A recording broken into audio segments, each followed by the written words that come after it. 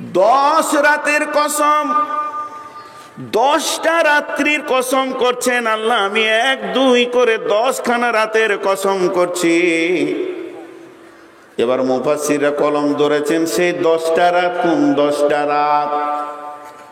একজন বলছেন রমজানের শেষ 10 রাত, যেহেতু সেখানে সবে কাদার লুকিয়ে আছে, এই রকম গুরুত্বপূর্ণ টাইমের আল্লাহ কসম খেয়েছেন।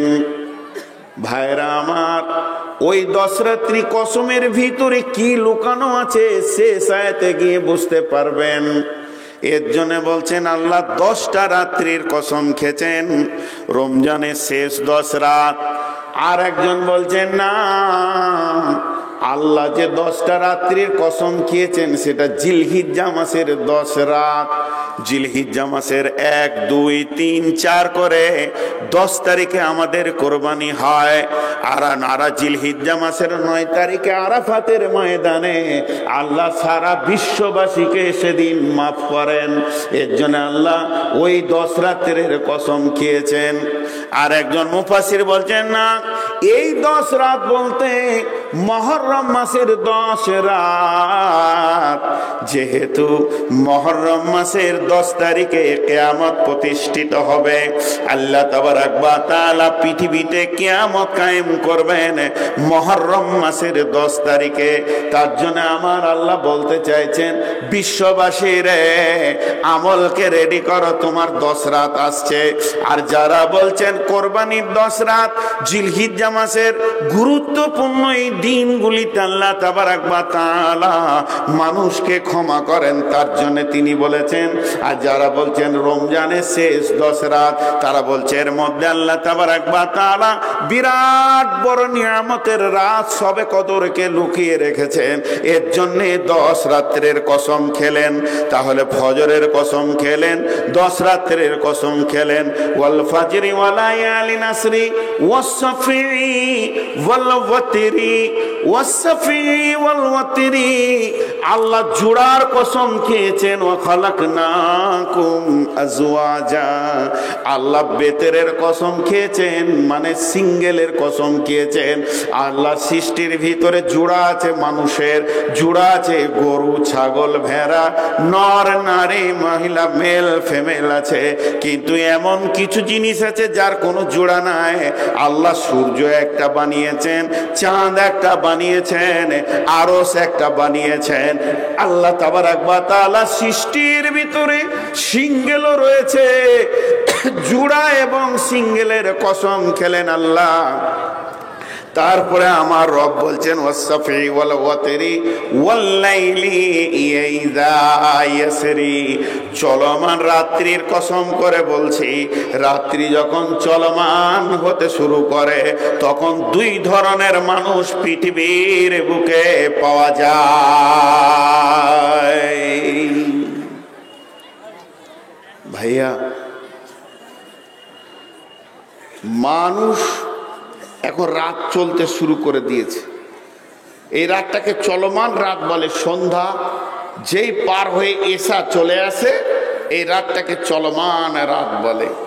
আল্লাহ বলছে আমি চলমান রাতের কসম করে বলছি, আমি চলমান রাতের কসম করে বলছি। চলমান রাতে 2 ধরনের মানুষ পাওয়া যায়। রাত্রি যখন চলতে শুরু করে, ইমানদাররা নামাজের জন্য রেডি হয়, এসা পড়ব, আল্লাহর কাছে কাঁদবো, রাতে ঘুমাবো, তাহাজ্জুদের নামাজে উঠব, আবার ফজর পর্যন্ত রবের কাছে কাঁদবো। কিন্তু যারা চরিত্রহীন নারী, চরিত্রহীন পুরুষ, তারা যখন রাত্রি চলমান শুরু হয়ে যায় তাদের চরিত্রের তখন বিগার ঘটে। আল্লাহ তাবারাক ওয়া তাআলা এর জন্য চলমান রাতের কসম করলেন। এতক্ষণ আপনি আমি কি বুঝলাম? সূরাটা যেমন মাদ্রাসায় ক্লাস হয়, মা বোনদেরকে বলছি ওই রকম ক্লাস করব আজকে।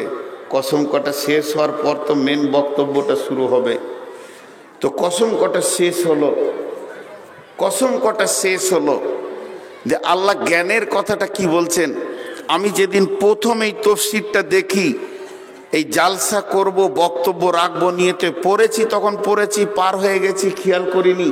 যেদিন প্রথম দেখি এই যে আয়াতটা সামনে আসছে, আমি এখনো পড়িনি, এই আয়াতের ভিতরে যে আল্লাহ এত বড় কথা বলেছেন, আমি নিজেও আমার ভাবার ক্ষমতা কি আছে আল্লাহর কথার ব্যাপারে, তারপরও আমি হয়রান হয়ে গেছি যে এত গুরুত্বপূর্ণ কথা এখানে লুকানো আছে। ওই কথাটা বলার আগে আপনাদের মনগুলোকে এদিকে আকর্ষণ এই জন্য করছি, যেটা ওটা খুব দামি কথা হবে। প্রথম একটা উদাহরণ দিব, তারপর ওই কথাটা হবে। আগে কসম 5টা ক্লিয়ার করে নিই। আল্লাহ ফজরের কসম খেলেন, 10 রাত্রির কসম খেলেন, জোড়ার কসম খেলেন, বিজোরের কসম খেলেন এবং চলমান রাতের কসম খেলেন। এইগুলোতে কি লুকানো আছে একটু পরের আয়াতটাতে বুঝতে পারবেন। আল্লাহ কি বলছে দেখেন পরের আয়াতে, আলাম তারা ওয়াল ফাজরি ওয়া লায়ালিন আসরি ওয়াস সাফি ওয়াল ওয়াতরি ওয়াল লাইলি ইযা ইয়াসরি হাল ফি যালিকা কাসামুল লিযি হিজর।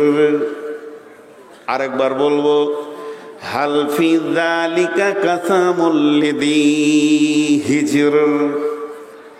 নাম্বার 3, বিশ্বনবী গুরুত্বপূর্ণ কথাকে 3 বার বলতেন, হে আমার মা, ওরে আমার বোন, ওরে আমার বেটি।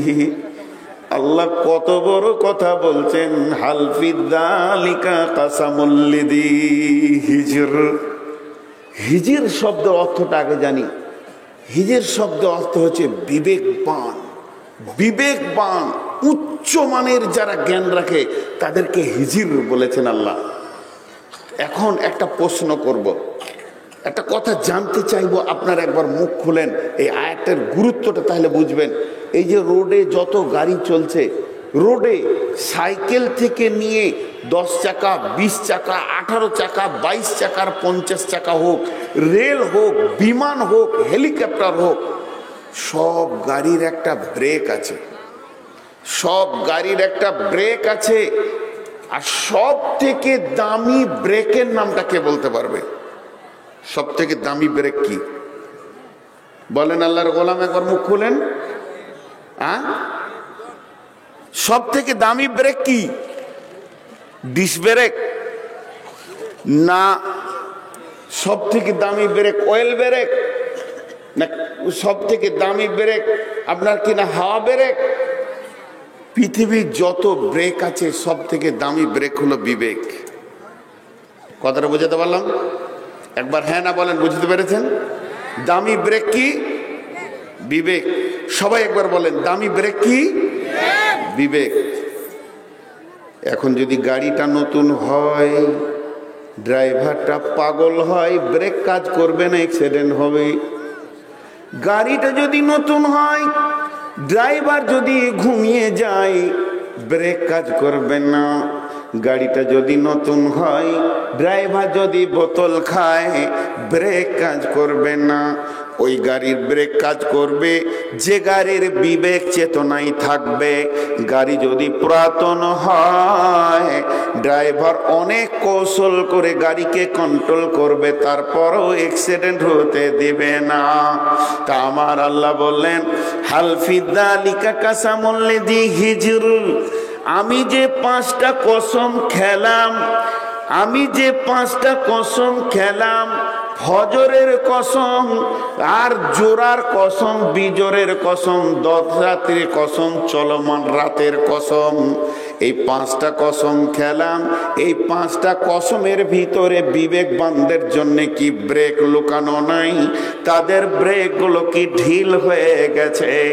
যদি কোনো গাড়ির ব্রেক ঢিল হয়ে যায় তো তেল ভরে দাও। হাওয়া ব্রেক যদি হয় তো লিক মেরে দাও। ব্রেকের তারটা যদি কেটে যায় মোটরসাইকেলে তো নতুন তার লাগিয়ে দাও, ব্রেকটা কাজ করবে। তো আমার রব বলছে, মানুষ নামে যে প্রাণীটা আমি পৃথিবীতে বানালাম, তাদের ব্রেকগুলো যদি অচল হয়ে যায়, আমি এখানে 5খানা যে কসম খেয়েছি, এইগুলোই দিয়ে তাদের ব্রেকগুলো জুড়ে যাবে, ব্রেকগুলো হার্ড হয়ে যাবে। তাহলে মানুষ কি অ্যাক্সিডেন্ট করছে কি কি ক্ষতি করেছে? ব্রেক না থাকলে একটা গাড়ি চায়ের দোকানে ঢুকে যাবে, বড় গাছে লেগে যাবে, স্কুলে ঢুকে যাবে, এরকম জালসার মাহফিলেও গাড়িটা মারমার মারমার করে ঢুকে যাবে, তাকে সামালা যাবে না। এর জন্য আমার আল্লাহ বলছেন, যাদের ব্রেক শেষ হয়ে গেছে, আল্লাহর ভয়ে চলে গেছে, তারা গুনার ভিতরে গাড়িটাকে ভরে দিচ্ছে, জুয়াতে ভরে দিচ্ছে, তাসে ভরে দিচ্ছে, মদে ভরে দিচ্ছে, মেয়েরা বেপরদায় চলে গেছে, জিনা ব্যভিচারে নিজেকে ঢুকিয়ে দিচ্ছে। আমার রব বলছে তাদের বিবেকের চেতনতা কি নষ্ট হয়ে গেছে রে। হে বিশ্ববাসী, আমি ফজরের কসম করে বলছি, তোরা তোদের ব্রেক গুলোকে এবার মজবুত কর, আর জুয়াতে যাস না। একটা ড্রাইভার যখন রোডের ওপরে কোনো ছাগল, পাগল, ভেড়া কোনো মানুষকে দেখতে পায় তো ব্রেক করে, তবে কি তুমি এখনো ব্রেক করবে না? এখনো তুমি গাছতলায় মাজারে বাজারে পড়ে থাকবে?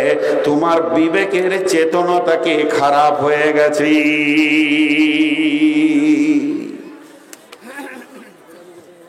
এটা মাঝে মজার কথা বলবো, এই কথাটা বলবো, আমি মনের কথা বলছি, এটা হাদিস কোরআন লয়। যারা টোটোওয়ালা আছেন মাফ করবেন, টোটোওয়ালাদের পায়ে ধরে বলছি, কথাটা বলবো, রাগ করেন না। আল্লাহ যাকে বিবেক মেরে দেয় তাকে টোটো কেনার পয়সা দেয়, ও রাস্তার মাঝে ছাড়াই যাবে না। যত টোটোওয়ালা আছে দেখবে রাস্তার মাঝে ছাড়াও যাবে না, ওর বিবেক মেরে দিয়েছে আল্লাহ। আর ও ভাবে যে আমার গাড়ির যা গতি, তাতে মোটামুটি কোনো গাড়ি পেছন থেকে আর আমাকে ধরতে পারবে না। আর প্যাসেঞ্জারদেরকে বলে দাঁড়া না, দুবাই পৌঁছে দিচ্ছি এখনই। আল্লাহ এদের বিবেকগুলোকে শেষ করে দিয়েছে। আমি একটা টোটোওয়ালা পেলাম না যে রাস্তার এক সাইডে মাসুম হয়ে হাঁটছে, যে আমার গাড়ির গতি কম, আমি এক সাইডে থাকবো, একটা পেলাম না।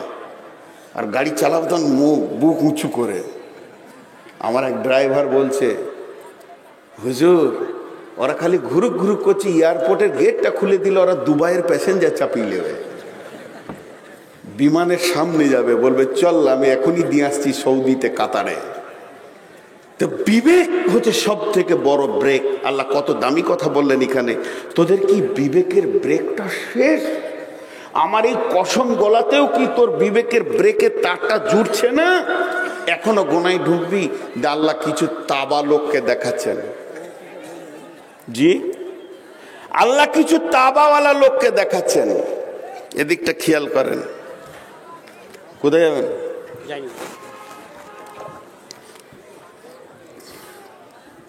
এবার আল্লাহ চ্যালেঞ্জ গুলো দেখেন। আমি কথার কথা বলছি, ধরেন আপনাদের মাদ্রাসার আমি একজন শিক্ষক, ছেলেগুলোকে নসিহত করে করে বোঝাচ্ছি, বাপ বদমাইশি করো না, বাপ সোনা মানি, তোমরা বদমাইশি করো না, মানি সোনারে করো না, মানছে না। মৌলবি বলে ওদের তাওয়াক্কা হচ্ছে না। তখন ছেলেগুলোর সামনে আমি বলছি, অমুকের ছেলেটাকে পিটিয়ে লম্বা করেছি, বীরভূমের একটা ছেলে ছিল, এমন মার দিয়েছি জিন্দেগি বরবাদ।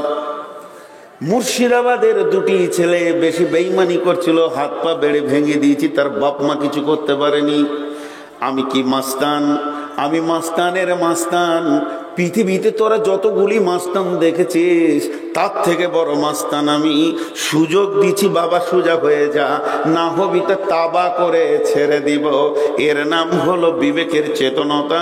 তাই আমার আল্লাহ এবার বলতে শুরু করলেন, হে বিবেকবান, তোমরা ব্রেক করবে কিনা বলো, এখনো গুনাহ থেকে তোমরা মুক্তি নেবে কিনা বলো, গুনহার জায়গা থেকে নিজেকে বাঁচাবে নাকি বলো।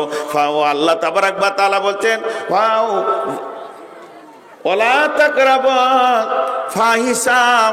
আল্লাহ তাবারাক ওয়া তাআলা বলেন, কুল তাআলাউ আতলু মা হাররামা রাব্বুকুম আলাইকুম আল্লা তুশরিকু বিহি ওয়া বিল ওয়ালিদাইনি ইহসানা ওয়ালা তাকতুলু আওলাদাকুম মিন ইমলাকিন নাহনু নারযুকুকুম ওয়া ইয়্যাহুম ওয়ালা তাকরাবুল ফাওয়াহিশা মা জাহারা মিনহা ওয়া মা বাতান ওয়ালা তাকরাবুল ফাওয়াহিশা।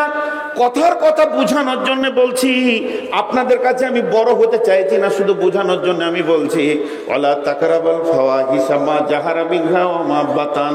হে জালসার লোকেরা, প্রকাশ্যে এবং গোপনে যে জায়গায় আল্লাহর নাফরমানি চলছে, গোপনে কিংবা প্রকাশ্যে তাস চলছে, লুডু চলছে, দাবা চলছে, মদ চলছে, জেনা চলছে, ব্যভিচার চলছে, সুদ চলছে, যেখানে প্রকাশ্যভাবে আপনার কিনা জুয়ার আড্ডা চলছে, ফালা তাকরাবা, সেই জায়গায় তুমি দাঁড়াবে না, ওই জায়গায় তোমার দাঁড়ানোর জায়গা নয়।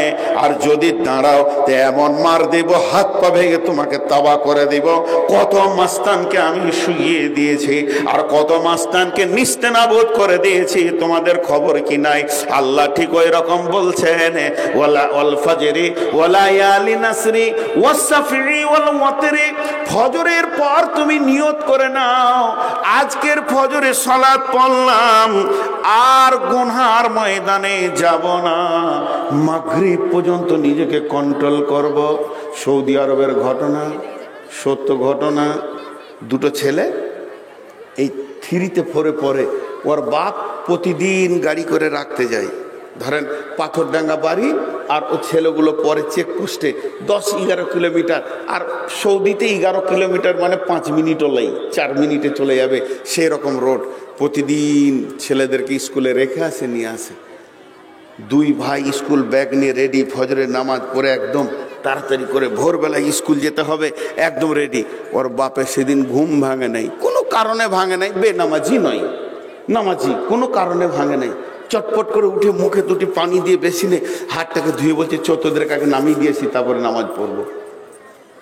ছেলে দুটো বলছে গাড়ি চাপবো না, স্কুল যাব না। বাপ বলছে স্কুলে দিয়ে আসি, ছেলে বলছে গাড়ি চাপবো না, স্কুলে যাব না। ছেলেকে জিজ্ঞেস করছে বাপ কেন যাবি না?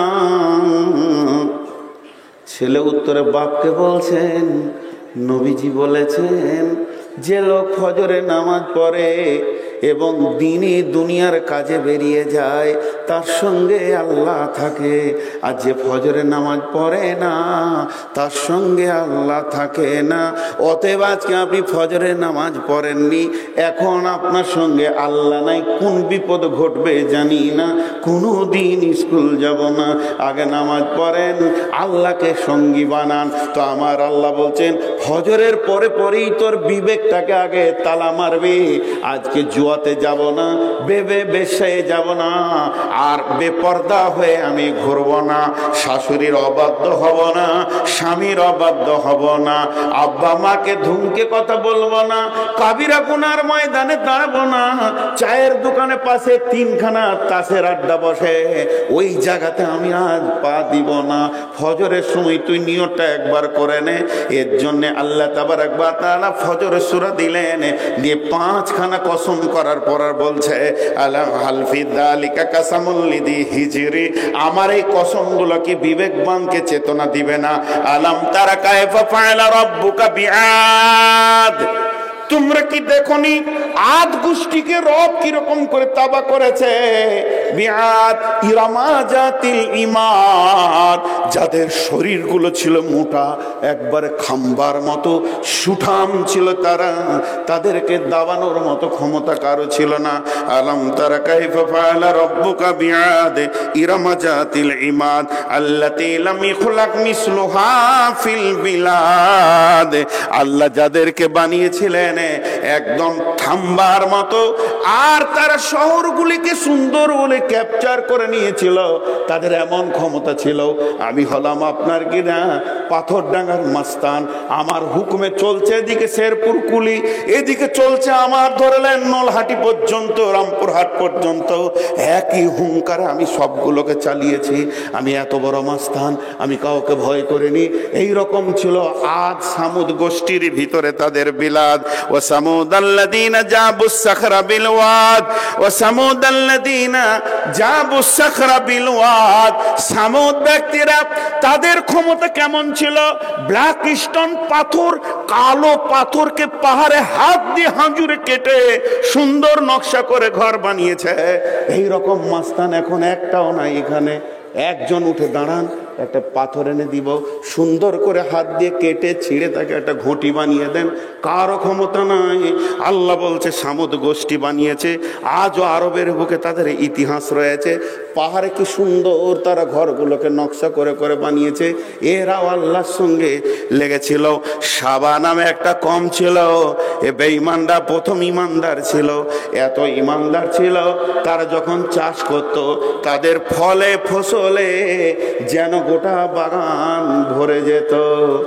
হাদিসে তফসিরের মধ্যে আছে, খালি ডালিকে মাথায় করে নিয়ে যদি কেউ হাঁটতো, আঙ্গুরের ফলে ডালিটা ভরে যেত। তাদের আঙ্গুর কেমন ছিল, এই রকম ধরে চাপ মারলে গড়গড় গড়গড় করে গিলাস ভর্তি হয়ে যেত।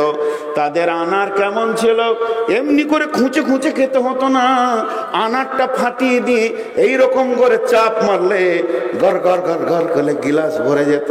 আল্লাহ তাদেরকে কত ভালোবেসেছিলেন। তাদেরকে যখন বলা হলো তোমরা আল্লাহর দিকে ফিরে এসো, তোমাদের বিবেকের চেতনাকে ফিরে আনো, তোমাদের বিবেকে যেগুলো বদমাইশি আছে তালা মারো, যে দিকটা বিবেক উন্মুক্ত আছে খুলে দাও, আল্লাহ দিনকে স্বীকার করে নাও। তারা বলল আল্লাহ মানি না, নিজের ক্ষমতায় চাষ করি তো আল্লাহ আবার কে? আল্লাহ তাবারাক ওয়া তাআলা সামুদ গোষ্ঠীকে প্লাবনে শেষ করার জন্যে বড় বড় বাঁধের উপর দিয়েও পানির উচ্ছ্বাস তৈরি করে দিল। যখন নদীর এ গাং ও গাং কিনারায় কিনারায় চলছে, সামুদ গোষ্ঠী বাঁধগুলোকে মজবুত করে দিচ্ছে। আল্লাহর সঙ্গে এবার লড়াই শুরু করেছে, বাঁধ হতে দিব না, ভাঙবে না, মজবুত তৈরি করব। তৈরি করতে করতে করতে করতে সাবা গোষ্ঠী, এটা সামুদ নয়, সাবা গোষ্ঠী যখন ওইভাবে বানাতে লাগলো, আল্লাহ তাবারাক ওয়া তাআলা কিছু ইঁদুর ছেড়ে দিলেন। ইঁদুর, ইঁদুর দেখেছেন? যারা বলেন ইঁদুর দেখেছেন? ইঁদুরের সব থেকে বড় জ্ঞান কি? যারা বলেন জি না। পৃথিবীর যত বড় ইঞ্জিনিয়ার আছে ইঁদুরের কাছে হার মানবে। কথা ঠিক না ভুল?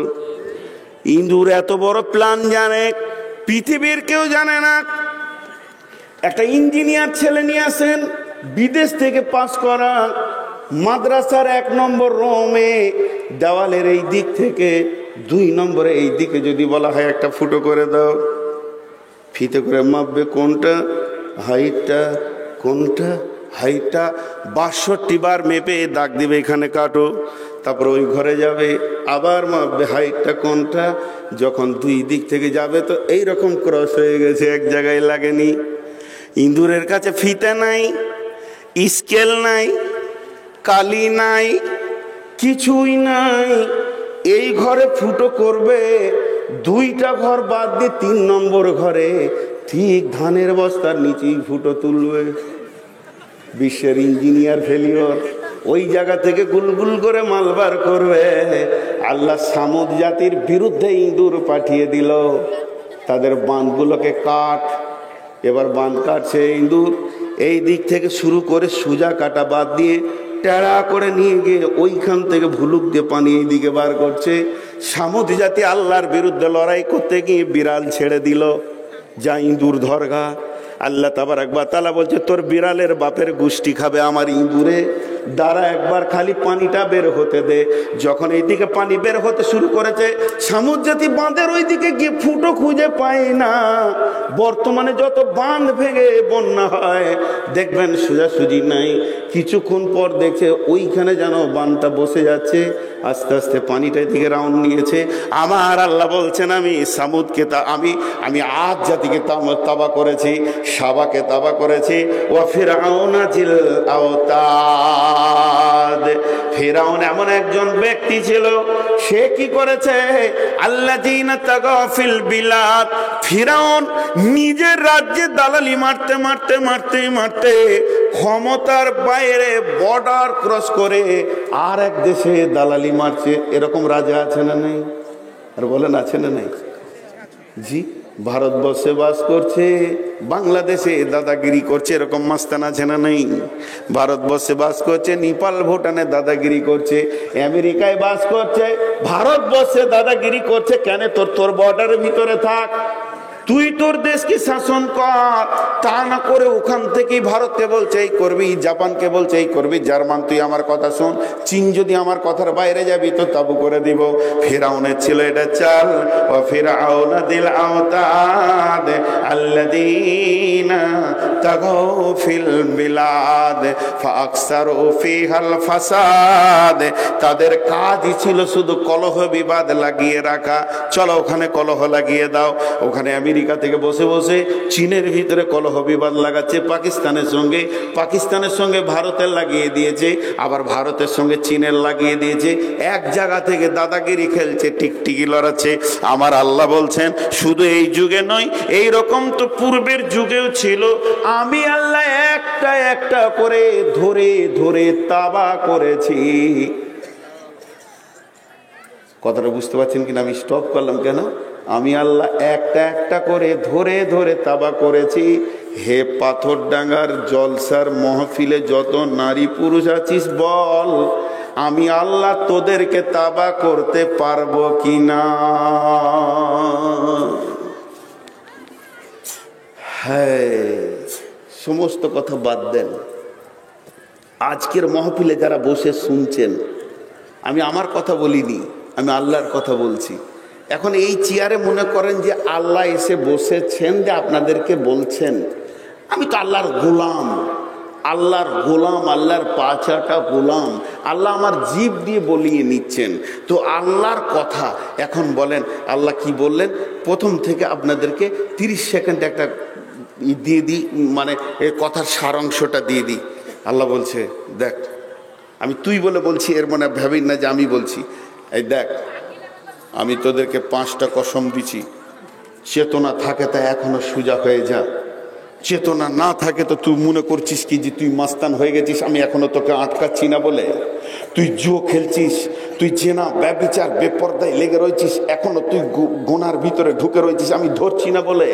শোন, তুই একবার পূব দিকে তাকা, পেছন দিকে তাকা, পূর্ব দিকে তাকা। তুই তো দূরের কথা, তোর বাপের খালুগুলোকে আমি তাবু করে রেখেছি।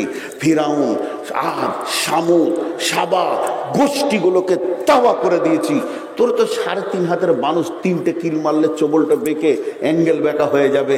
তারা কেমন সুঠাম পাহাড়ের মতো মানুষ ছিল, যাদেরকে দেখে খাম্বার মতো মনে হতো। আল্লাহর বিরুদ্ধে লড়াই করেছে। যখন সামুদ গোষ্ঠী বলল আল্লাহ কি করে নেবে বলে ঝড়ে উড়িয়ে দেবে, অর্ধেকটা তারা মাটিতে গেড়ে দিল, অর্ধেক ছিঁড়ে নিয়ে চলে গেল। তাদেরকে আমি তাবা করেছি। হে পাথরডাঙ্গার আজকের জালসার মাহফিলের লোক, তোরা বল, আমি আল্লাহ কি তোদেরকে কাবু করতে পারবো না? এটা জিজ্ঞাসা চিহ্ন। আমি কি কাবু করতে পারবো না? তোরা কি ভেবেছিস আমার বল শক্তি কমে গেছে? আমি সেই আল্লাহ, যে আল্লাহ ফিরাউনকে তাবা করেছে, আমি সেই আল্লাহ। যে আল্লাহ মুসাকে বাঁচিয়েছে, আমি সেই আল্লাহ। যে আল্লাহ নমরুদকে জুতা পিটা করেছে, আমি সেই আল্লাহ। আল্লাহ তাবারক ওয়া তাআলা মানুষের দুটো চরিত্র তুলে ধরছে। কি বলছেন? বিসমিল্লাহির রহমানির রহিম। ইন্না রাব্বাকা লাবিল মিরসাদ ফাআম্মাল ইনসানু ইযা মাবতালাহু রাব্বুহু ফাআকরামাহু ওয়া না'আমাহু ফায়াকুলু রাব্বি আকরামান ওয়া আম্মা ইযা মাবতালাহু ফাকাদারা আলাইহি রিজকাহু ফায়াকুলু রাব্বি আহানান। জি, দুটো শব্দ বলবো, একটা হলো সবর আর একটা হলো শুকর। একটা হলো সবর আর একটা হলো শুকর। কোনটা কঠিন, কোনটা কঠিন, কোনটা আসান? জি, এতগুলি লোক মুখ খুললেন না। একটা হচ্ছে সবর আর একটা হচ্ছে শুকর। কোনটা কঠিন, কোনটা আসান? হ্যাঁ, সবরটা হচ্ছে অটোমেটিক, করতে হয় না, হয়ে যায়। নাইটা কি করব, নাইটা কি করব। আর শুকরটা করতে হয়। না পেলে সবর, পাওয়ার পরে শুকর। কথাটা বুঝাতে পারলাম? না পেলে সবর, পাওয়ার পর শুকর। তো সবরটা আসান করা, কিন্তু শুকরটা করা কঠিন। এটা ইসরায়েলি ঘটনা বলছি, প্রথমেই বলে দিলাম ইসরায়েলি ঘটনা। এ ঘটনাগুলো জাল জয়ীব থাকে, কিন্তু জ্ঞান দেওয়ার জন্য বলছি, আমলের কিছু নাই এখানে। নবী মুসা রাস্তা দিয়ে হেঁটে যাচ্ছেন, আর একটা লোক এই পর্যন্ত নিজেকে বালিতে ভরে দিয়েছে, ভরে দিয়ে দুই হাতে ডাকছে, ও নবী মুসা, ও নবী মুসা, ও নবী মুসা, একবার এসো। নবী মুসা এসে বলছে, তোর হালাত কেন এমন? লোকটা বলছে, ও নবী মুসা রে, আমি এত গরিব, আমার পাছা ঢাকার মতো কাপড় নাই, এর জন্য নিজেকে বালিতে গেড়ে দিয়ে বসে আছি। ও নবী মুসা, তুমি ব্যবস্থা নাও। নবী মুসাকে একটা কাপড় দিল, রে ভাই ওঠ, তোর পাছাটা ঢাক। ঢেকে নিল।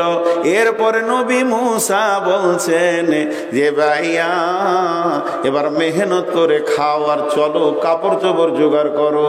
লোকটা বলছে, ও নবী মুসা, তুমি তো নবী, তুমি একটু দোয়া করে দাও যেন আমার মাল হয়, আমার মাল না হলে আর গরিবি জ্বালা নিতে পারছি না।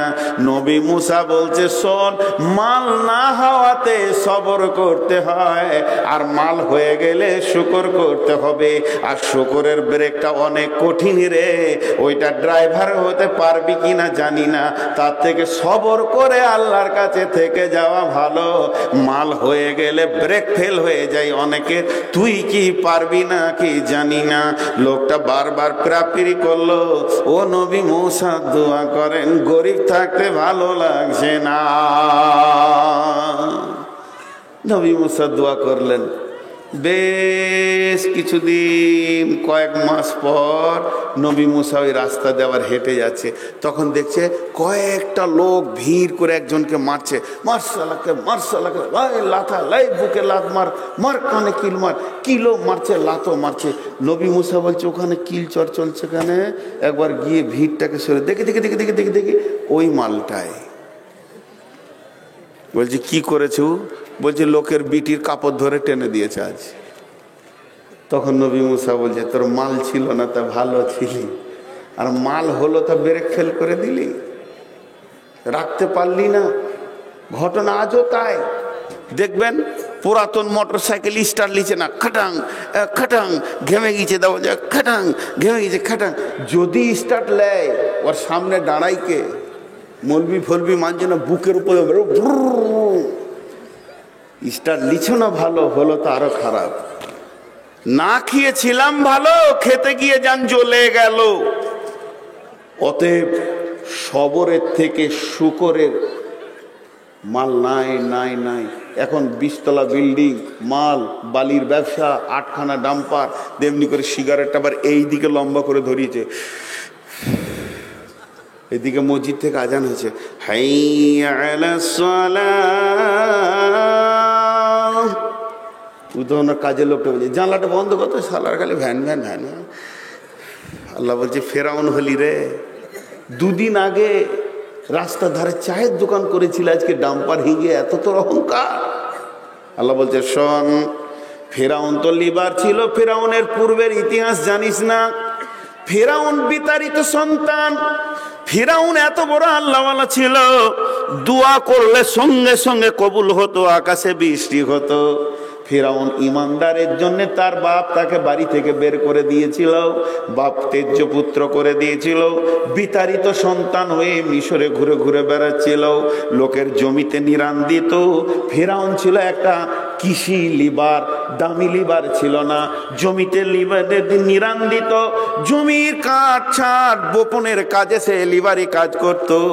ফেরাউন শব্দের ফার্সি অর্থ হলো প্রধানমন্ত্রী, প্রাইম মিনিস্টার। তো ওই ফেরাউনের নাম অন্য, তখন ও কৃষি কাজ করত। সেই জামানার যে ফেরাউন আপনার কিনা মিশরে ছিল, সে বাঁঝা।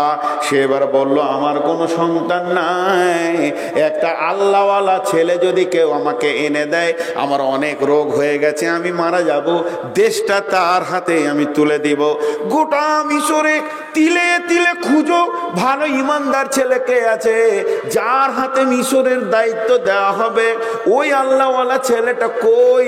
খুঁজে খুঁজে পাওয়া গেল অমুকের ঘরে একটা লিভার আছে, সে লিভারটা নিরানের কাজ করে, কৃষি কাজ করে, বপনের কাজ করে, বীজ মারে, ওর অন্য কোনো যোগ্যতা নয়।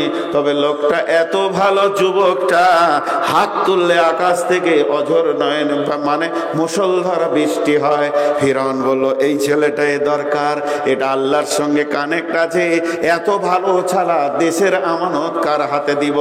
যখনই ওর হাতে দিয়ে দিল দেশটা, এ মারা গেল, গদি থেকে চলে গেল। ফিরআউনের পাশে চুটকি মেরে এসে হাজির হলো, তার নাম হলো হামান। হামান ছিল কুটবুদ্ধির বেঈমান। এবার ফিরআউনকে ধীরে ধীরে ধীরে ধীরে জ্ঞান দিতে শুরু করলো, তুমি দোয়া করলে কবুল হয়, তোমার মতো আল্লাহওয়ালা কে আছে? অতএব তুমি একটা আইন চালু করে দাও, পৃথিবীর যে কোনো কোণে যে কেউ থাক, ওখানে বসতে দিব না, আড়াল হবে, 4 জন আড়াল হবে, 4 জন আড়াল হবে, কোথাও বসবেন দেখেন। ফেরাউন বলছে একে কি করো? ধীরে ধীরে ধীরে ধীরে আস্তে আস্তে ওকে নিয়ে যেতে যেতে যেতে প্রথম বললে তোমার দেশের লোককে বলে দাও তারা যেন বছরে একবার তোমাকে দেখা করে। তারপরে বললে মাসে যেন দেখা করে।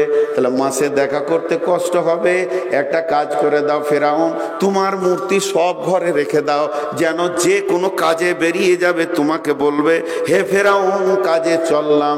এইভাবে হামান ফেরাউনের মতো দামি ব্রেনটাকে নষ্ট করতে শুরু করলো।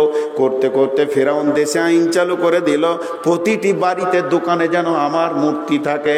এরপরে দ্বিতীয় আইন হলো মূর্তিকে না দেখা করে যেন কেউ কোথা না যায়। তৃতীয় নম্বর হামান বলল যথেষ্ট হয়ে গেছে, দেশের প্রজারা আপনাকে কনভিন্স করে কাজ করছে, এখন আপনি নিজেকে আল্লাহ বলে ঘোষণা করে দিতে পারেন। তখনই ফেরাউন বলল আনা রব্বুকুমুল আলা। ফেরাউন বুঝতে পারলো না আমি কোন জায়গায় ছিলাম, কোন জায়গায় পৌঁছে গেলাম।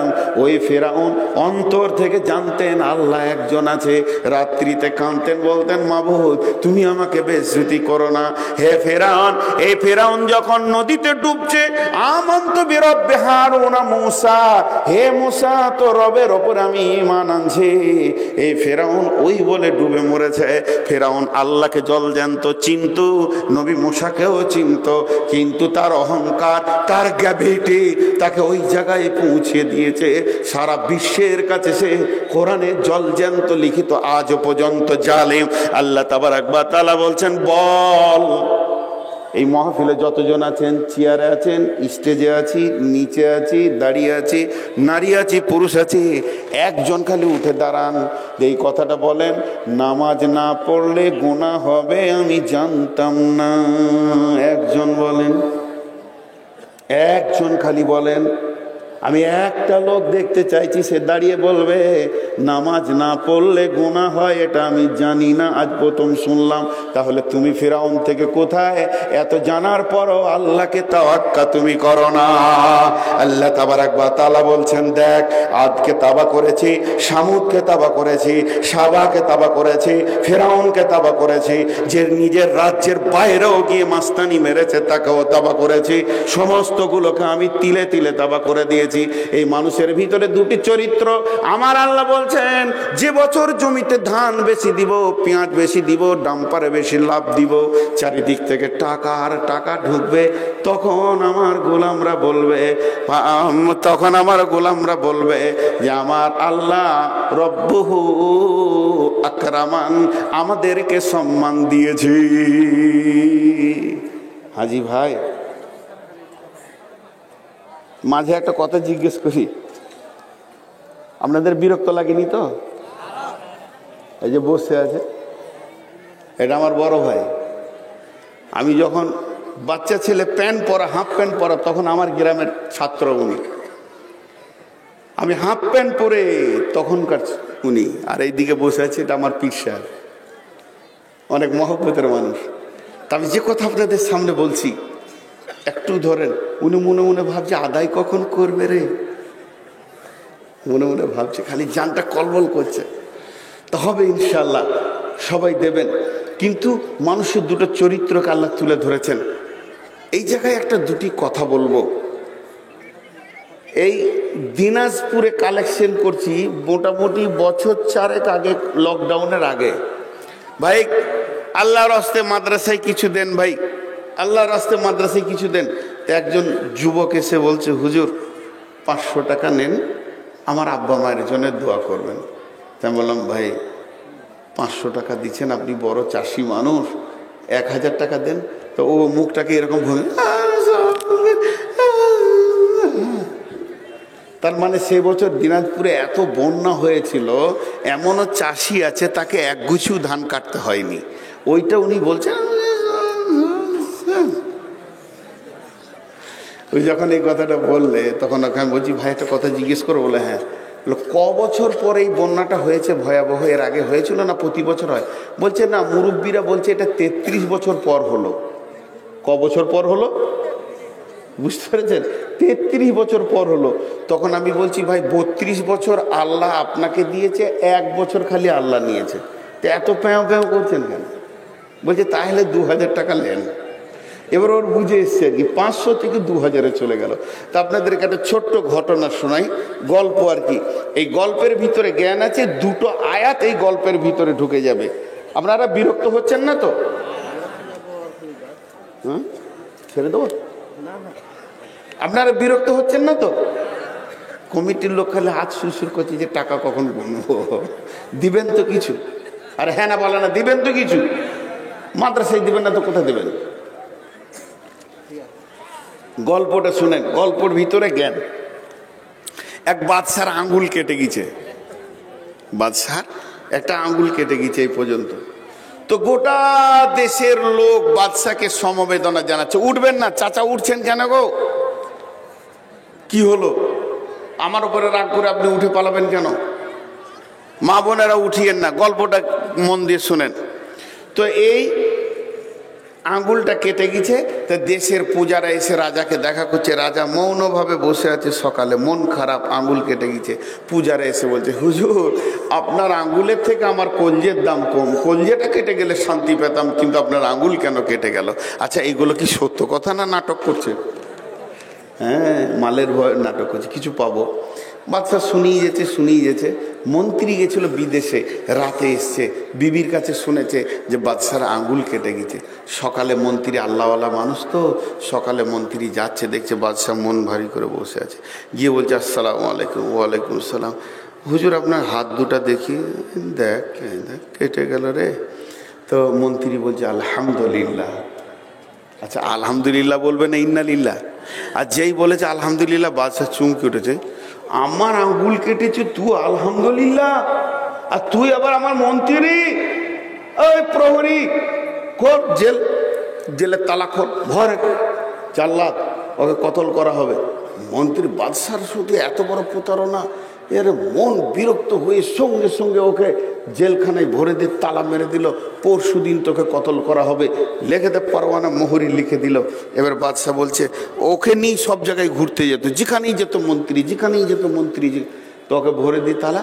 বাদশাহ একাই বেরিয়ে পড়লো বন্দুক নিয়ে, তীর নিয়ে শিকার করতে হরিণ জঙ্গলের ভিতরে।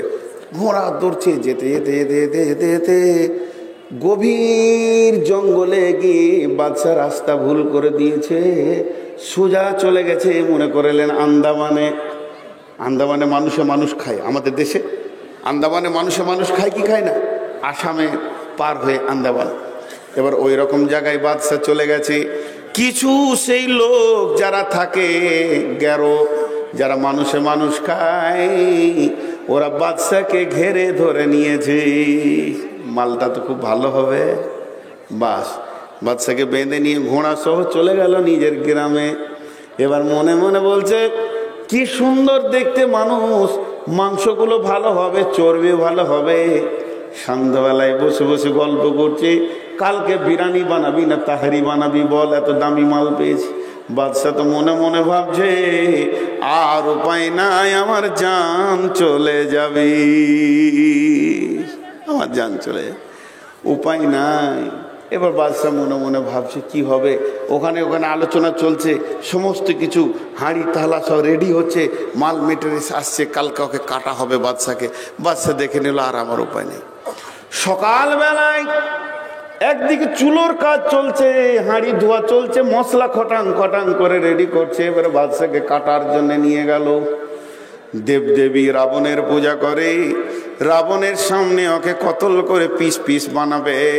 ওর হাত দুটোকে যখন পেছন দিকে এমনি করে বাঁধতে গেছে, তখন দেখছে একটা আঙ্গুল কাটা, একটা আঙ্গুল কাটা। বলছে দাঁড়া রে, আঙ্গুল কাটা মালটা কি আছে কে জানে, লক্ষণ কি চলছে, পুরোহিতকে জিজ্ঞেস কর। মন্দিরে বসে আছে পুরোহিত। পুরোহিত, হে আমাদের দেব ঠাকুর, এই লোকটাকে কাটার জন্য এনেছি, কিন্তু বাম হাতে তর্জনী আঙ্গুল কাটা। পুরোহিত বলছে দাঁড়া লক্ষণ দেখি। বিড়বিড় বিড়বিড় করে মন্ত্র পড়ে বলছে, আজকে কি বার? বলে শনিবার।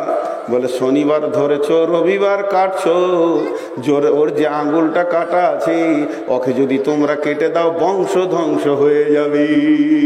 দে ছেড়ে দে, যেখান থেকে এনেছিল ওইখানে ছেড়ে দিয়াই। চলে গেল জঙ্গলে সেই ঘোড়া নিয়ে ছাড়তে।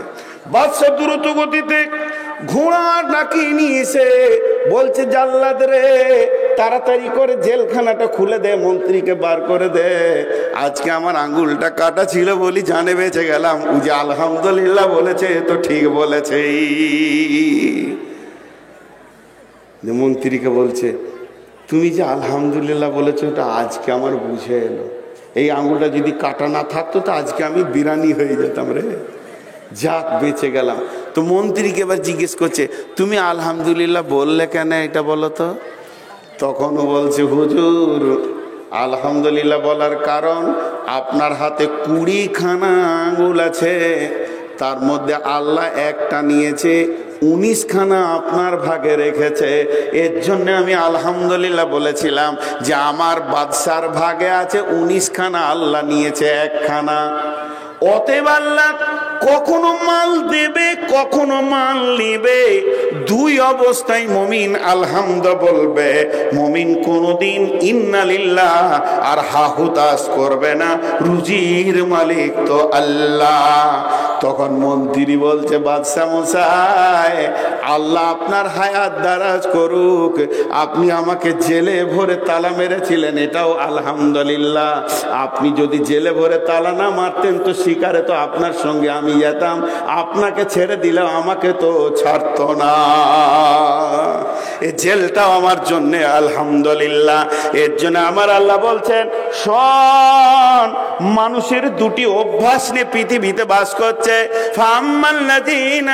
ফাম্মাল ইনসানু ইযা মাবতালাহু রাব্বুহু ফাআকরামাহু ওয়া না'মাহু ফায়াকুলু রাব্বি আকরামান ওয়া আম্মা ইযা মাবতালাহু ফাকাদারা আলাইহি রিজকাহু ফায়াকুলু রাব্বি আহনান। আমি যখন তাদেরকে মাল দিই তারা বলে আল্লাহ ইজ্জত দিয়েছে, আর যখন তাদেরকে মাল আমি কমিয়ে দিই তারা বলে আল্লাহ বেইজ্জতি করেছে। না, আমি কাউকে তো বেইজ্জতি করি না রে, আমি রব অমনটা নয়, বরং আমি তোদেরকে মাল কমিয়েও পরীক্ষা করি। কখনো খেয়ে যদি তোর শরীর ঠিক থাকে খাবি, না খেয়ে যদি শরীর ঠিক থাকে তো না খেয়ে তুই সুস্থতা অবলম্বন করবি। তাহলে আল্লাহ প্রথম দিকে কসম খেলেন, তারপরে বললেন তোর বিবেকের চেতনতা ফেরা, বেঈমানদের মতো তুই ঘুরে বেড়াবি না, আমার বিরুদ্ধে শুকরিয়া আদায় করবি, বিরুদ্ধে কথা বলবি না। তারপরে আমার আল্লাহ বলছেন, কাল্লা বাল্লা তুকরিমুনাল ইয়াতীম ওয়ালা তাহাজ্জুনা আলা তা'মিল মিসকিন ওয়া তাকুলুনাত তুরাসা আকলাল লাম্মা ওয়া তুহিব্বুনাল মালা হুব্বান জাম্মা। খবরদার, এতিমকে তোরা, এতিমকে কেন সম্মান করিস না? এতিমকে যতদিন তোর সম্মান করতে থাকবি, ফিরাউনের চাল তোদের কাছ থেকে চলে যাবে, আজ সামুদের চাল চলে যাবে। মানুষ যখন এতিমের দিকে তাকাবে তখন সে কি বুঝবে? আমার দিকে একবার তাকান। আপনি রাস্তায় হাঁটছেন, একটা ছেলে কাঁদছে, আপনি জিজ্ঞেস করলেন বাবা, আমার দিকে আপনার ধ্যানের সঙ্গে তাকাচ্ছেন তো? একবার বলেন হ্যাঁ বলেন। তাকান। আপনি রাস্তায় হাঁট